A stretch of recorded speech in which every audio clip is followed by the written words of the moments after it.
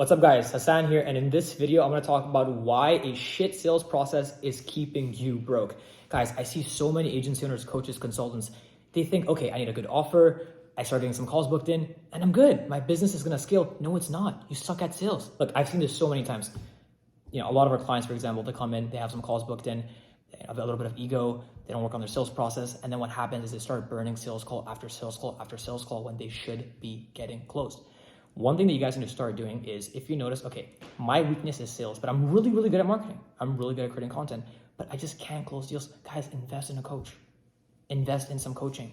Just one coaching call alone is gonna significantly make massive, massive changes to your business. One of my clients, guys, was not only the best at sales, but he was absolutely crushing it. He was doing roughly 100K a month in revenue at 80% margins. But his sales process was making him lose roughly 50K per month in revenue. We did 2 calls together and he already made 10K. And that's after 2 calls, guys. There's so many more calls it's gonna take. There's so much more lost revenue it's gonna start generating. Sales is very, very, very important, but oftentimes ego stops us from actually figuring out what it is that we need to fix within our process. Until you guys go ahead and actually hire a closer, if it's just you specifically taking your own sales calls, find a way to improve. Watch your calls, record your calls, hire a coach, revamp the script. Maybe you're talking too fast. Maybe you're bad at handling objections. But you need to make sure that you guys are doing your due diligence and actually executing on the calls correctly. Now, I'm not gonna just go ahead and yell at you and tell you fix your sales process. I'll actually drop some value on this call and tell you what can you do right now to actually start making some big changes. Maybe you don't want to hire a coach right away, right? Maybe you want to start small and you guys actually want to see some fast changes that you can see within your business immediately, right, within your sales process. So one of the first things that I would do is start setting the frame of the actual call correctly, okay? One thing that I have to always do in every single sales call, guys, is I hop on the call, super quick. I just say, hey, how are you doing today? I'm doing pretty good. Where are you calling from? I'm calling from Canada. Nice one. I'm calling from the States. Does anybody else need to be on this call today, Mr. Prospect? Nobody else. Perfect. We have a little under roughly 45 minutes. Shall we dive right in? Yes, let's dive right in. Guys, when I do this, what this does immediately sets the frame in my favor. Right away, they're going to be like, okay, this guy's clearly busy. He's done this many, many times, and I have instant respect, okay?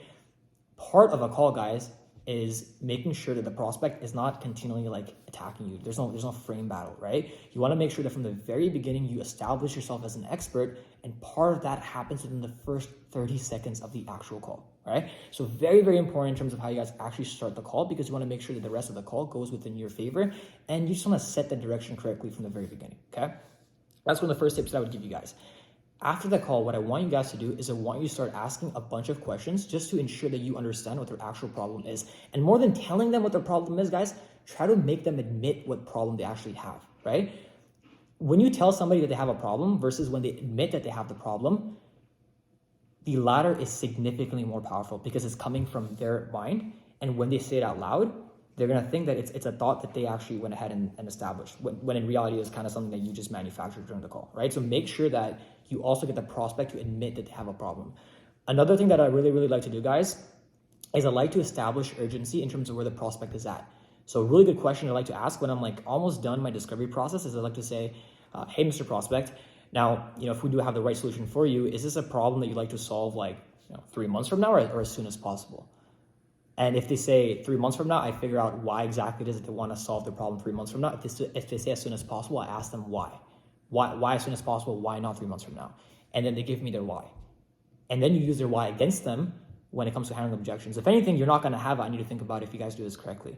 That's a very powerful thing to do as well. A huge problem that I've seen a lot of my clients tell me, I've just seen it happen consistently, is the fact that a lot of you guys just have problems when it comes to setting the frame and actually getting respect, right? And the reason this is very, very important is because if you guys don't set the frame right within the first 30 seconds of the actual call, the prospect is not going to play ball, right? Guys, part of sales, or mainly 99% of it really, is just asking the right questions and just guiding the prospect from point A to point B.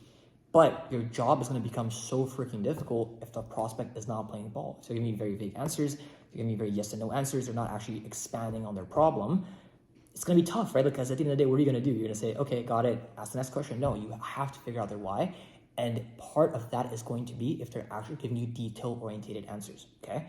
And that is only going to happen if they see you as a competent individual who they can trust, right? Who they can see as a source of information and as a source of, okay, this guy really knows what he's doing. He can actually help me, right?